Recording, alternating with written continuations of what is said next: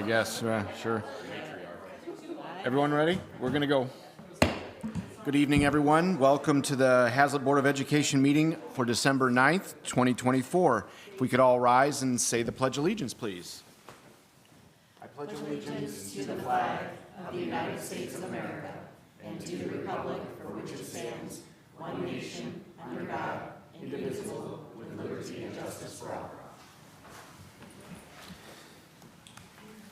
All right, thanks everyone for being here this evening. We will move on to the superintendent's report. I've just got one item to report. We've got several programs coming up in December. The middle school and high school bands will be performing on December 10th and 17th, and the middle school and high school choirs will be performing on December 12th and 16th. And then also Ralia Elementary is hosting their second grade music program on December 12th, and Murphy Elementary is hosting their fifth grade music program on December 19th. So if you were in the spirit for some school music, we've got plenty of opportunities. Certainly look forward to catching the band tomorrow night. So, great. Any questions for the superintendent? All right, we will move on to our discussion items. First, we will hear from Mr. Hatch and Mrs. North.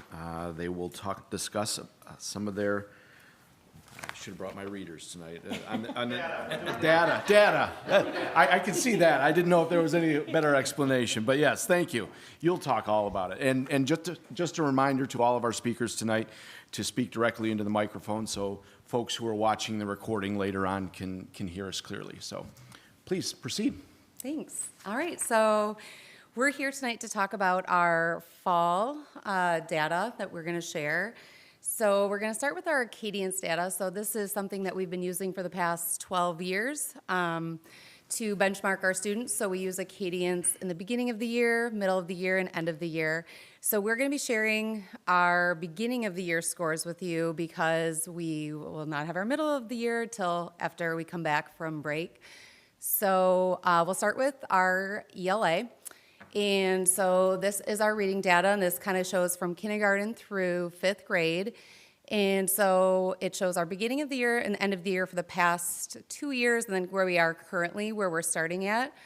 Our second, third, fourth, and fifth is an average of both Ralia and Murphy. So those are averaged together. We don't have it separated out by building. But that kind of shows you where we are at currently. And then math, same thing. It shows kind of the by grade level and then the average of the two buildings for second through fifth grade. And so you're looking for 22-23 from what their beginning of the year score was to their end of the year. And that is the percentage that is at grade level, a benchmark, a grade level. So yes, and so this is something that we are doing 3 times a year. We are also doing progress monitoring in between there, and we are having data meetings in between at all 3 buildings discussing the data that we have and how we are supporting students and what interventions we're putting in place based on that data. So Aaron spoke to our Acadience data. The other measure that we have is our NWEA.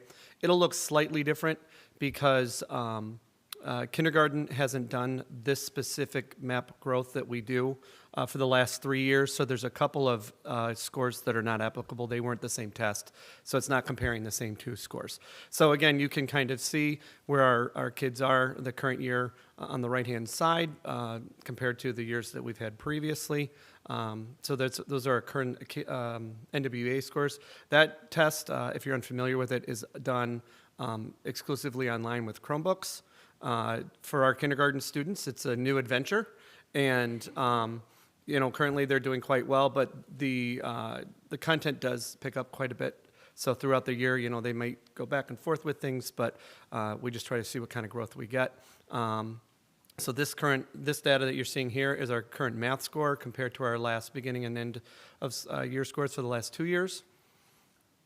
And then this is the reading data that we have currently. This is an adaptive test, so it kind of goes up and down with the kids' abilities. If they're doing well, they give them harder test questions to try to solve. If they're not doing so well, then they give them ones that they can do a little bit better with. Generally takes about an hour, depending on the grade level. Second grade, first grade, kindergarten might take a little bit longer, just because of little fingers, getting used to it on the Chromebook. But this has been our data for the last 3 years for our NWEA scores. Can I just ask kind of a quick question? Sure. A lot of people look at the current year scores, like the beginning of the year, and they'll say, oh, it's lower than it was last year, and things like that. Can you tell me how many students are approximately in each grade level? A general rule of thumb is between the two buildings, it's about 200. Okay. It's so- not, it's up and down. Right. Some are a little bit more, some are a little bit less. It's kind of a leading question, because when you're looking at the percentage, because some people may say, oh, it's 59%, and last year it was 61%. We're talking about a matter of a few percentage points, or Sure. a few kids, Right. shall we say. Yes. So that if somebody was excelling, you had a group of kids who excel, the scores coming in that year might be a little higher, but you're not talking about major. Right. Sometimes people get caught up on percentage. Yeah, and you have kids that percentages move when it's in that aren't, actually- they're not Haslett students, that we don't know what their capabilities are. Kids that move out that might have helped or brought the scores down, just depending on your student body at that time of Bell year. curve, correct? Yes, it is. For NWA, it is, yes. All right, thank you. And the scores that you're currently looking at Yeah. are from the 40th percentile and up. There's a second section that goes down the 20th percentile, and then the last one is the first 20 percentile of the Thank you. district. With the cadence, when you're talking about at benchmark and above benchmark, are those the end of the year benchmarks, or are those, like, what are those? So what those are the benchmark scores for that time. Okay, So so for- when, at the beginning of the year, there's a score, and the percentage you see are the percent of the kids that are at or above at that At score. that time? Yep. So it's not necessarily that now you've got 68% that are achieving a score at the beginning of the year, and now 80% are achieving that same score at the Yeah, beginning it's of a the year. different- They're all showing growth, because Yep. they all have to meet a different Yep. benchmark And score. also the benchmark score may go up Right. as you go through the year. And so, it's something where it just gives us a good picture as to what our kids are doing with their growth. I've got one other broader question. Can you just remind me again what, for Acadians and for NWA, you have math and reading for both, but what are they, like, does one measure something else? And like in general, what does Acadians measure versus NWA, or are they just two different? So I'll let you speak about. Go ahead, tell Are you me sure? about Acadians. Yeah. So Acadians, kindergarten and first, they have different things that they test on Acadians, because they're still learning letter sounds and nonsense word fluency and things like that. Second grade, third, fourth, and fifth, we're assessing on reading fluency, which is how quickly they can read out loud. Reading accuracy, which is how many words they miss, which really is a super important one. And then they also are testing their comprehension, which is like a retell. So what you can tell back, and there's actually a couple different scores for that. There's a retell and then a quality retell. So the retell is simply counting what they say and how many words they repeat back or share back with you. But then there are also key things that we're looking for in the quality retell to see how many of those points they would get from there.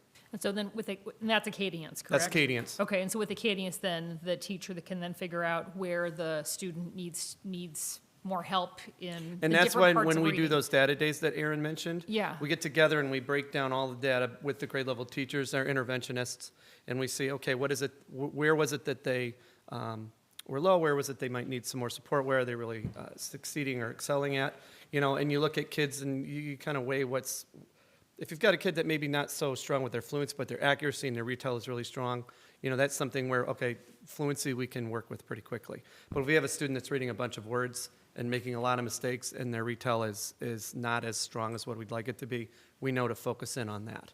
So it gives us good information on not only are they good readers, but where are they in the components that we look at as important. So it's a diagnostic tool. Yes, it is. Okay, thank you. Yep. And I think also, I was just going to say that, our students that need more support, we are doing progress monitoring. So we do this at the beginning of the year, middle of the year, end of the year. But for our students who we really want to keep a closer eye on, it's more like we are assessing them every other week to see what their growth is and keeping track of that, and also letting parents know. So we definitely are monitoring it a lot closer for students who maybe need some more support. And also, if you're looking at the difference between the two, NWA also, they can click on it, and that's not how you can do an Acadians test. And so it might be a little bit differently just because of the way the testing is.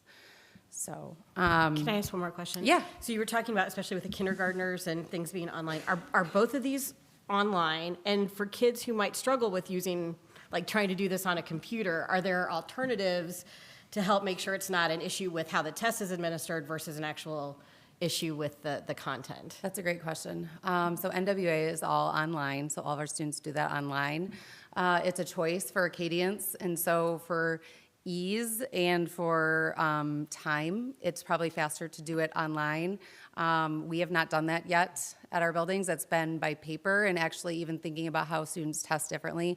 We do kind of accommodate that for some students who maybe have more testing anxiety, that they would maybe be doing it with an individual teacher, or if they are more comfortable in their classroom, they may not be going, because also you've got people like our interventionists and some paras who are helping support the testing schedule, but maybe if a student does not feel comfortable with them or does not know them, we may be keeping them with our classroom teacher. So we do try and give them the most opportune environment to take the test. So they could get IEP accommodations. Sorry, I have laryngitis. Yes, yes. Yes, they would. Yep. And then, this is just our last slide, and it just kind of talks a little bit about how we're responding to students. So when you see the data and you say, okay, we're not at like, if we're looking at like a tier, we would love for like 80% to be on target, to be, tier 1, and then we would want to have about like 15% maybe or tier 2, and then 5% tier 3. If you're looking at like that. So we know that that is like an ideal, and that is not usually how that works out in most situations. And so what are we doing to support our students to get there to the ideal? And so we have all of these different things that are in place with our coaching, which our interventionists / coaches came in here a month ago, and so they were talking about everything that they are doing. We tried to consolidate, we can kind of see if it works. We were trying to put together information to use so that you can kind of get a lot of information quickly. We actually used this tool from Patrick. He showed us how to use Notebook LM, which is like taking a lot of information and consolidating it down to different formats. And so I don't know if do you want to try it? See if it plays? I don't know if you were able to kind of try it. While you're doing that, just to be fair, Kevin showed me, I showed you guys back. So I want to make sure Kevin gets credit for that. Say that out loud. I know, I will And though. it's really yeah. great. And so we've used it for different situations. You can use this for PowerPoints or anything, just to kind of give information to people who may not get it. So we'll share a little bit of it. maybe. If it works.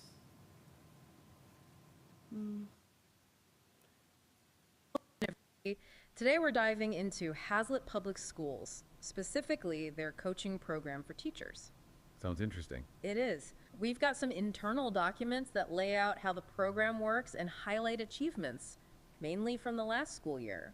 Ah, so we're getting a behind-the-scenes look at how they're trying to boost literacy. Exactly. It's more than just policy stuff. It's about seeing those efforts in action. Okay. I'm intrigued. Let's hear it. So Haslett's big district-wide goal is to improve literacy for all students. And they're using something called Literacy Essentials to do it. Literacy Essentials. What's that all about? Basically, it's a framework that outlines the key elements of effective literacy instruction. So like a blueprint for how to help students become strong readers and writers. Exactly. And to put this blueprint into action, they've got No, I stopped it a little ahead. It goes on for like 17 minutes. And so it's a really nice way to kind of give information. So this is a podcast, but it could be in like a FAQ kind of a document or anything. And so if you want to, that's a way to kind of listen just about coaching and what we have here. It could be a little bit document heavy because it takes sometimes the titles of the documents and reads that all out to you. But that kind of lays out a little bit about what we're doing with coaching. And then also we have our intervention groups that we have. Trying to think what's the other pieces. And then just kind of looking at how we are maximizing our resources to support all of our students, and how that is used is different in each building. It's all geared around what the students' needs are in that building, but it's individualized for those buildings. So is there any questions with that? Any Now, questions? just to go back to the podcast, those weren't real people. Those were just automated voices. And I've done, I've worked on the Open SciEd rollout for Haslett, and I put that stuff in there and I listened to the whole thing. I've taken IEPs and listened to kids about it, and it's been just awesome to be able to hear a discussion that helps you understand what's going on. It's a great tool. I love it. So if you have 17 minutes, you ride home, Right. pop it on, and that's what I did. So we appreciate you guys having us in today. Thank you very much. Any members, any questions, comments? Thank you both for being here tonight. Appreciate it. Appreciate the presentation. Now we will move on to our high school, middle school art teachers who are going to talk about a out-of-state field trip to the Art Institute of Chicago. Kaylee Fletcher and Matt McDonald. Hello, I am Kaylee Fletcher, And I'm Matt McDonald. and we are both high school art teachers. He does teach middle school as well, but we're not taking the middle schoolers, so just the high schoolers. So this trip to Chicago used to be an annual trip, and then we kind of fell off with COVID. And then a couple years ago, we were able to go back to the Chicago Art Institute. And then last year, it became kind of a biennial thing. We alternated with the Detroit Institute of Art, which was also a great experience. So this year, we'd like to go back to Chicago. And this is just an incredible opportunity for students to go to an amazing art museum of such a high caliber. A lot of these students don't get the opportunity to do this outside of this experience, and I can speak from my own experiences being a Haslett grad myself. This was the first time I actually got to go to an art museum when I was an advanced art student with my former colleague Rhonda Sherwin, and that's only the one time I got to go to a large museum. Until this point in my life, I get to go all the time, which is amazing. But that memory has stuck with me, and I know firsthand what these experiences do, how they inspire. I mean, all of my experiences in the K-12 Haslett art program have led me down this path of being an art teacher, and I know that not all students are going to be art teachers or go into a career in the arts, but they will get to see artists like Picasso, Monet, Van Gogh, Georgia O'Keeffe, Salvador Dali. I mean, this is like the tip of the iceberg on these big name artists that they get to see. So it's an incredible opportunity to take their learning outside of the classroom. Seeing these works in person is a completely different experience. I mean, it's just incredible. The scale, the light, the color, just totally different from seeing it in the classroom. It's just incredible, and I know the students are really excited at the, possibility of being able to go. So, Matt, do you want to say anything?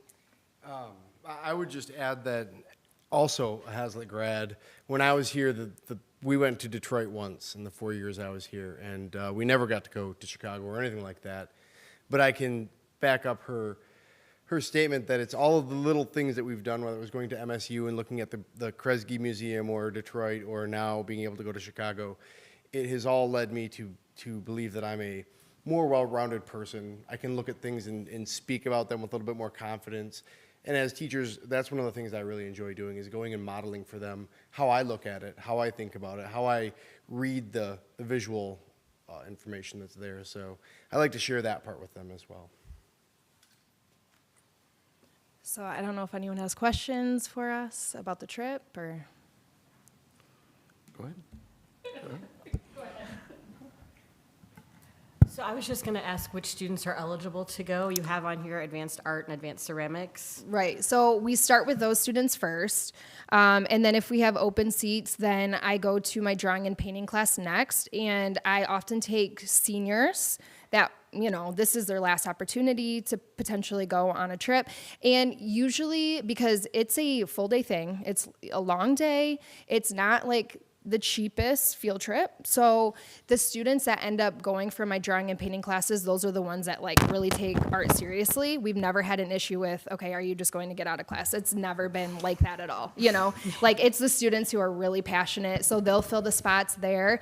And then if I have any more room past that, it's students that are going into advanced art the next year. And the nice thing about alternating between the DIA and Chicago is that if I do have a student that did go in drawing and painting and then they're in advanced art the next year, kind of alternating is a way to get them different experiences. So. And about how many students are you expecting? It's about 40, 45 in that ballpark. I just had a question about cost. Yeah. Just because of some of the other work that I've been doing with the district. So $87, it's not overly expensive, but that still can be a big financial burden. So like on the document that was shared, I don't see anything that says like if people. Right, I should add that in definitely. We have, speaking of my former colleague Rhonda Sherwin and then another art teacher that I worked with, they are both like, if you ever have a student that needs help with it, like they want to sponsor children to be able to go. So they are willing to do that. And I know if I reached out to Brandy Butcher and just said, hey, I have some students that want to go and they can't afford it, I know they're going to figure out a way to get them to go. So yeah, I definitely need to add that in. Thank you. Yeah, please do. I just think because definitely. I would hate to have someone just disqualify themselves. Definitely. I will add that in for sure. I think on that same vein, when you look at the total cost, it's $87, but then there's extra money for food while we're there. So is lunch included? But it looks like they have to bring money for lunch? Yeah, so the students, how this has worked is, when we go, while we're traveling there, we always stop somewhere for lunch, and it's like a little kind of area where there's multiple options, and they kind of disperse, and we meet back. So they need money for lunch, and then also for dinner when we're there. We go in small groups to, along that strip, Michigan Avenue. So yeah, they also need to pay for that. So yeah, it is kind of pricey. Well, and then I would just say, will you provide guidance? Because I know eating in Chicago can be more expensive than eating at Culver's and. So so in the past, they know where we're going. They know the strip that we're going to be on, and like high schoolers with their phones and technology, they're already looking up like this is where I want to go. But it's definitely not a bad idea to have like a list of options and resources in advance. So thank you very much for that idea as well. It looks like a great trip. Yeah, absolutely. it really is incredible. So yeah, great ideas though. I appreciate that. In addition to the two of you, are there any other adults that will be attending? Okay. Yes. They require, at the museum, they require one chaperone for 10 students. So that is what, the district allows us to take as well. Great. So, Thank you. Any other members with questions?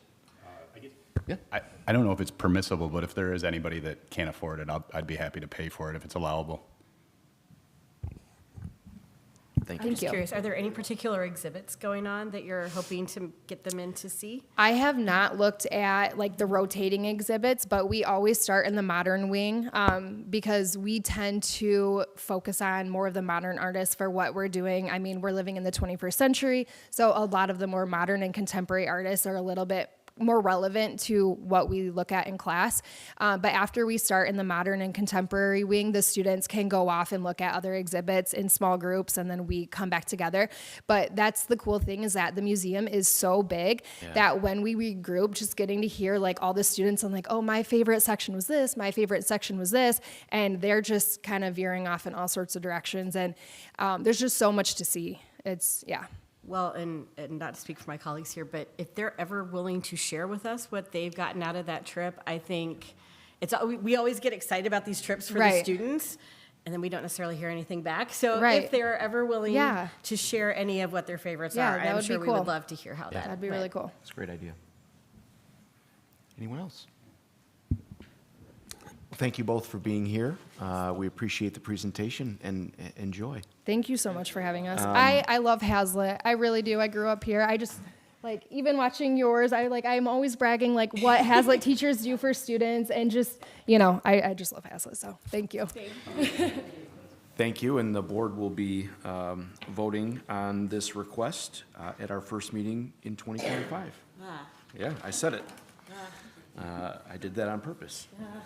All right, we move on to Vice President Collins, who will provide us with the first reading of the proposed Through policy changes, the 1000 series. This is all of them, and I'm not reading all of them right now, just so you know. We're starting with section 1, which is the shortest section, as a matter of fact. So, so this is a first reading. The policy committee met last week and have been looking over these. And this will be a process where we do first reading, second readings, and then a vote for approval, just so you know. This first section is pretty short. It's the 1000 series, and the first policy is 1100, which is a policy overview and general policy statement. It's the second tab for us. Second tab, I'm sorry, you have the smaller binder, sorry. Yes. Yep, so you're in the 1000s. So the general policy statement is basically that the board will establish, maintain, and amend bylaws and policies that guide the district. It's just setting, this is what we do, is the best way to put it. The second one is 1200, which is our mission statement. The mission of the Haslett Public Schools is to provide educational opportunities which enable students of all aspirations and abilities to grow and learn. And then we have 1300, which is the creation, amendment, and posting of policies. And so I just explained to you the process, first reading, second reading, and a vote for approval. And these will all be posted in central office for anyone who would like to review them. And one more, 1400, which are definitions. And they're all the definitions that are used throughout this policy manual so that we're all speaking the same language. So. And as an editor's note, wherever you see a paperclip, you're going to have multiple copies of the policy in your packet. So the first version is the raw document that comes to us from Troon. The second one shows you what was edited or inserted. So in that particular policy, is that the name of the district or the address, right? Mm-hmm. And then the third copy is what it would look like as a final policy. So that way you all can see from beginning to end of the work that the committee will be doing, so. And excuse me, to that point, if someone were to come to review them, this is how they would see them, so they could see the blank and then the Haslett School District, or would they just see the recommended change? My thought, and you can tell me what you want, is that as we're going with this, we could have the raw document, but then as you guys are making your decisions, we could also have your finalized. The final. Because I think the raw one is fine. Like, for example, the mission statement, it's blank. So it was literally a blank, so we just put in our current mission statement, you know. So I don't know if there need to be 2 or 3 copies for these right here, but I do see, as we get into the larger sections, where that might be helpful to see. Okay. Yeah, I think if you have the one that shows the changes as the are one the that's most available, important, I think that's probably the most important. I would agree.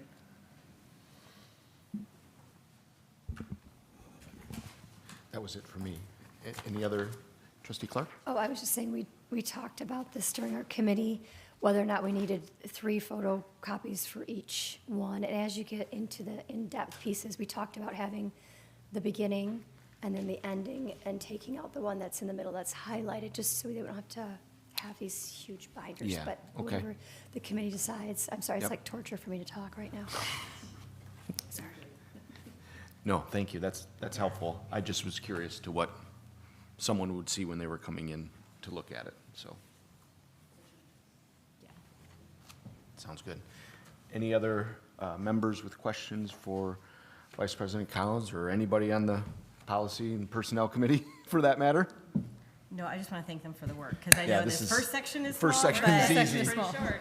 But it's not going to stay that way. We're and I going to know get it's a lot into of some work, so. real meaty stuff, so yeah, I do appreciate you guys taking on this work. It's a lot, but I think it will be, in the end, very worthwhile, so I appreciate it. We actually commented that the language usage was so much easier to understand than the current system that we're working off. This new system is much more clear and understandable, and we all really appreciated that when we were Good, looking good, at that's them. good to hear. Thank you, that's good. Appreciate that.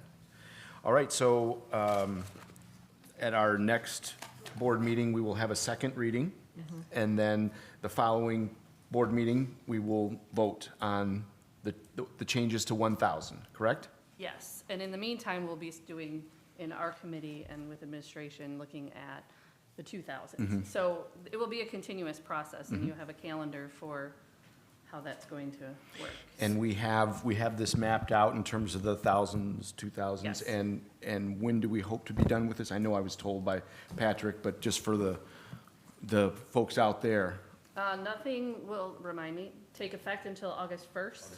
None of the actual changes, so we're gonna go through the whole process right now, but the changes won't take effect until August 1st, so that we're looking at the new school year. And it looks to me around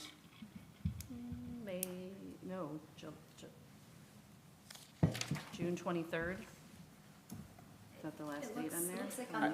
I was thinking the end of, or the beginning Yeah, of the summer. final vote on the May 12th. on the 5,000s will be on May 12th. However, just keep in mind that in July, the Troon updates come out. And so then in July, we'll revisit those updates and adopt those, and then, which is hence That's why July picking was in August my 1 head, as our final date to go live with all of this, because then it'll be the complete updated versions. Okay. And once we approve as a board a set of these policies, let's say the thousands in January, will those then be changes made online on our website too? How does that work? No, because we have to look at, so what we currently use with Neola is called board docs. What we see Yep. on our website for the school, and also for us to have access to see those in motion as we're changing them. We're gonna be looking at different vendors because board docs is a Neola thing. So we're So not we're gonna gonna have to have use, yep. all of those until we pick which platform we're going to use. And we've been looking at those platforms to see which are the most user-friendly and easy to navigate. Because some are easier than others, so. So, one question and then one comment. I just want to make sure I'm reading the calendar right, and that at our January 13th, we will both have a second reading of the 1,000 and a first reading of the 2,000? Yes. Okay, so we just need to make sure as we do No, that. it's a, And I know that's because of how the schedule Yes. works out. The other thing is that as we have them on our consent agenda, because like tonight we're approving the Neola updates, which will go into effect as soon as we vote on them, just making sure as however we phrase this on the consent agenda, that we're approving the Troon policies effective August 1, 2025. Right. I think Just that's a to good make note. sure that that's clear in all of even though we have that understanding, just to make sure it's clear as we make a motion to approve them. Well, going and hence why those won't replace anything on the website as well. Like, I think it's important, if somebody needs to know our policy, they need to know our active policy, which is what's on the website and available to the public now. And then on August 1st is when we'll make that transition. That makes sense. I just have a technical question. So we each have these binders. Like, do we keep these here and then you'll fill them up with round two? Okay, That's good, because I'd probably lose mine, so I appreciate that. they're also, Sonia was nice enough to put them in your board, in the shared drive. Yes. So you can look and see those in there. They're not under where the meetings are. They're It's a in special little folder. folder there. Yes. So you can look, so you don't need the whole, they're all there though. She put them all there, so you Yep. don't have to have the giant binder.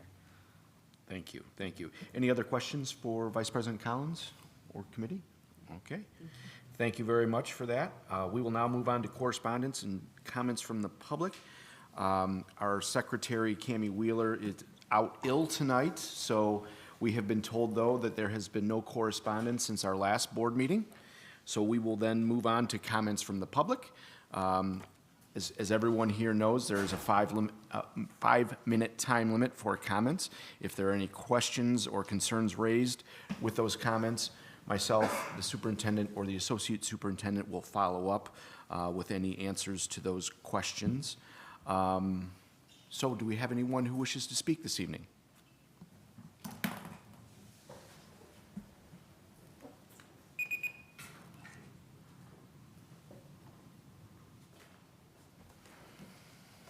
Good evening, Jeff Kestner, Haslett resident. New York Times ran an article on December 5th titled "The University of Michigan Ends Required Diversity Statements." The school will no longer require the statements in hiring, promotion, and tenure decisions and is considering dismantling DEI policies. The U of M Board of Regents member Sarah Hubbard said, quote, "Diversity statements are a litmus test for our faculty when they are applying for jobs and being considered for promotion.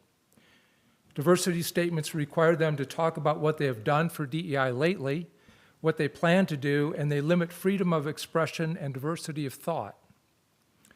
End quote. But this is precisely what the Haslett Public Schools asks in a teacher candidate interview question, quote, "Haslett Public Schools is committed to DEI in all aspects of learning and teaching. How have you supported such efforts in your prior experience, and what goals might you have in the future?" Here are some other key takeaways from the article. U of M has spent $250 million on DEI since 2016. 56% of that amount went to salaries and benefits for DEI staff. DEI is viewed as a failure by Black students. U of M's own data reflected that DEI resulted in a less inclusive environment. A Board of Regent member stated, quote, "We are not seeing the needle moving related to diversity of thought, let alone in other ways. We are taking a look at the programs and spending. When I think of what we could have done with the DEI money, how many students we could have covered their tuition who had need, we need to look at these things differently," end quote. U of M Professor Keith Riles addressed the Board of Regents on December 5th. Quote, "I gather that you are having second thoughts about DEI at U of M. I urge you to rip out all of the DEI industrial complex." Quote, "DEI is a toxic form of affirmative action because it's a relentless focus on grievance ideology." Quote, "We are plagued by systemic racism and sexism. It's called DEI." Quote, "Let me point out your own culpability. You signed off on these programs, including the salaries of DEI administrators who have done more harm than good. It is not too late to reverse course, and I urge you to do so." And that is my message to this board. You signed off on DEI, you have no idea what the true cost is, and have no empirical data to show that it's working. The DEI house of cards is coming down in universities, companies, and K-12 schools all across the country. It's time for you to reverse course, and I urge you to do so. So what I've just relayed is a big, big deal. U of M is one of the oldest proponents of DEI, and they have spent about the most money of any university. And you see not only professors, the Board of Regents pushing back because they realize the house of cards is coming down. Thank you very much. Thank you very much. Does anyone else tonight wish to speak?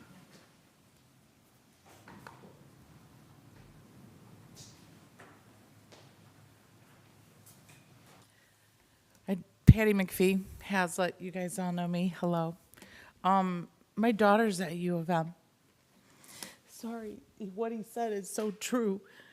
She's in club sports, in a dance club, and for 2 years, they've had their club sports and arts and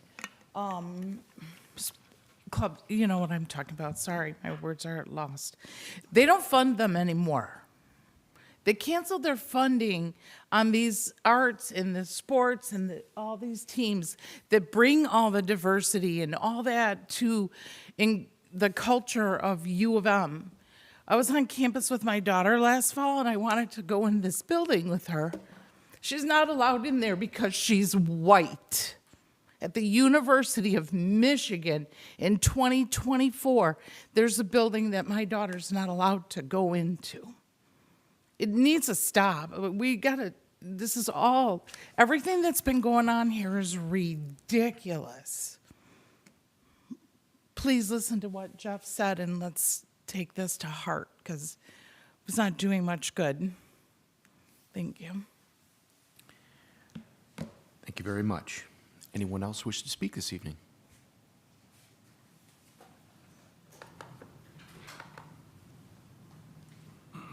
Hi, Terry Geyersbach, former teacher and Haslett resident.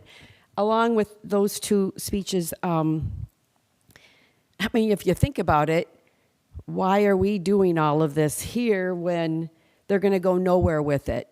Which shows that it's really We shouldn't even be doing it here. It's going to stop. It's not going anywhere. And there's a reason why it's not going to go anywhere. But I have a different topic tonight. Seems to be surfacing in the educational system, and that is the so-called separation of church and state. And I say so-called because according to many articles that I have found, the term separation of church and state does not even exist in the U.S. Constitution or the Bill of Rights.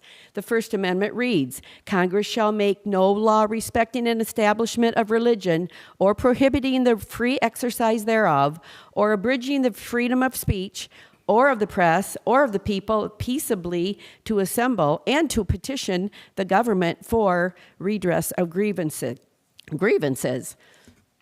Teachers and administrators cannot prohibit or discourage free speech in the public schools. As long as students do not interrupt the instructional time, they do not shed their First Amendment rights at the schoolhouse door.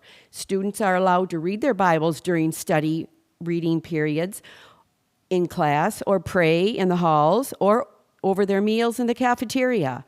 They may gather for group prayer, such as See You at the Pole, which is the flagpole where students could gather at school flagpoles and pray together. This was started in Texas in 1990. Also, another article, the first clause in, this was by Hannah Ryman and Mark Alcorn. The first clause in the Bill of Rights states that Congress shall make no law respecting an establishment of religion.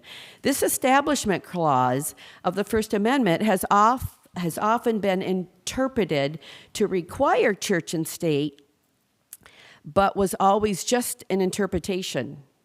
That's all it was. And another quote, this is interesting, it involves the government. Separation of church and state is a metaphor rooted in early American fears of government involvement, which really stands out right now. This woman is Vashti McCollum. She's sitting outside the Supreme Court building in 1947, which isn't that long ago, while awaiting arguments before the court on her fight to ban religious education classes from an Illinois public school. Her case was one of the first cases in the Supreme Court and this is when they began to interpret the First Amendment religious establishment clause known as separation of church and state. That was interesting. In conclusion, Michael Fiesel adds, the law allows you to pray.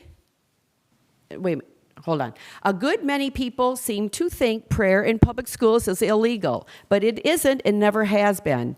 The law allows you to pray all you want, but it also prevents you from imposing your prayers on others who don't want to hear them.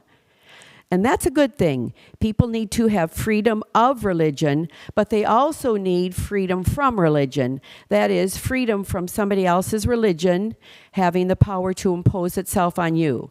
It was to obtain freedom from religious oppression that many people came to America in the first place, where they could practice their religion as they wished without a state church oppressing them. He says, thank God for America, and thank you. Thank you very much. Is there anyone else here that wishes to speak this evening?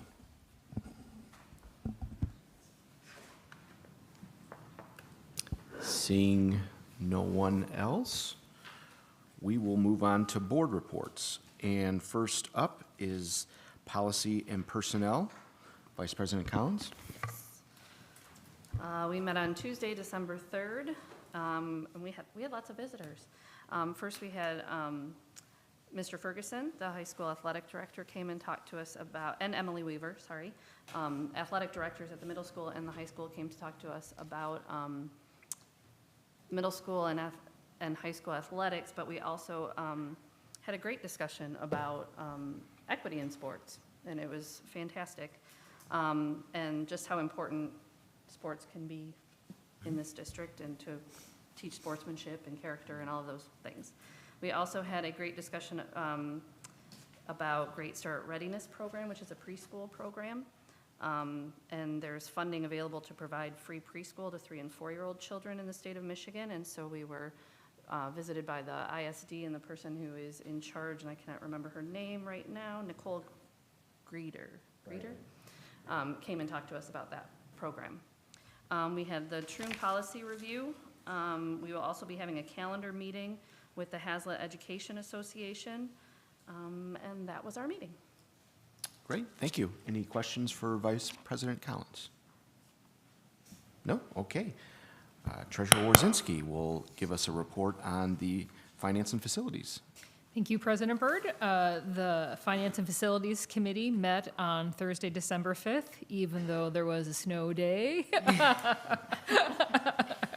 Couldn't sleep in. And our agenda was nearly identical to what the Policy and Personnel Committee. We talked about athletics with Mr. Ferguson and Ms. Weaver, and I thank them both for the many, many questions that we peppered them with, and then we also learned about the GSRP program. Thank you very much. Any questions for Treasurer Warzinski? All right, we will move on to report diversity, equity, and inclusion. Yeah, our DEI leadership team met last week, and that group's 3 committees took time during the meeting to advance their plans. Our Family Engagement Subcommittee is looking for ways that we can better support families during crucial events like registration and kindergarten roundup to ensure that everyone feels welcome and informed during those activities. The Hiring and Retention Committee, or Subcommittee, I'm sorry, is working on plans to expand our recruitment reach through increased presence at job fairs across the state, and then possibly in the future across the region.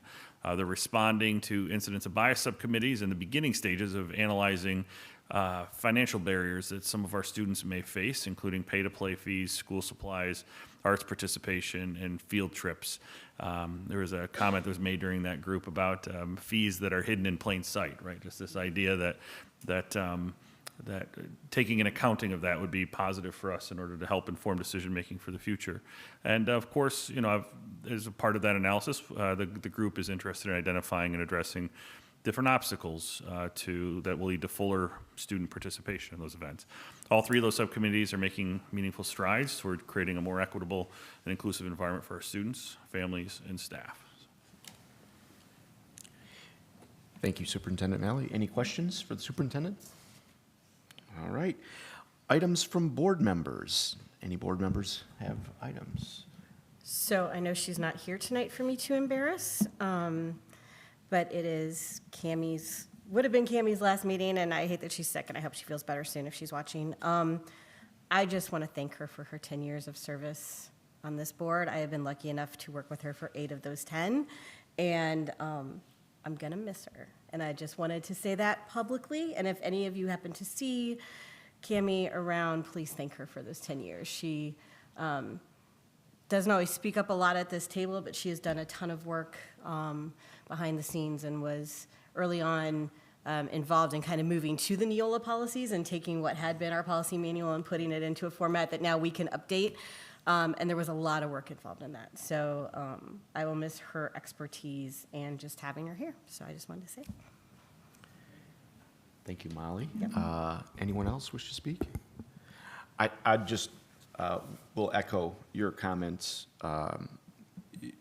I've been lucky enough, not as many years as you have, because I took a little time off, but for most of her time here. And I was talking with Sonia, and I could have swore it was more than 10 years. Nice. And maybe it's just the Wheeler name in the community that I had in my head. But I do want to thank Cammie for all her years of service.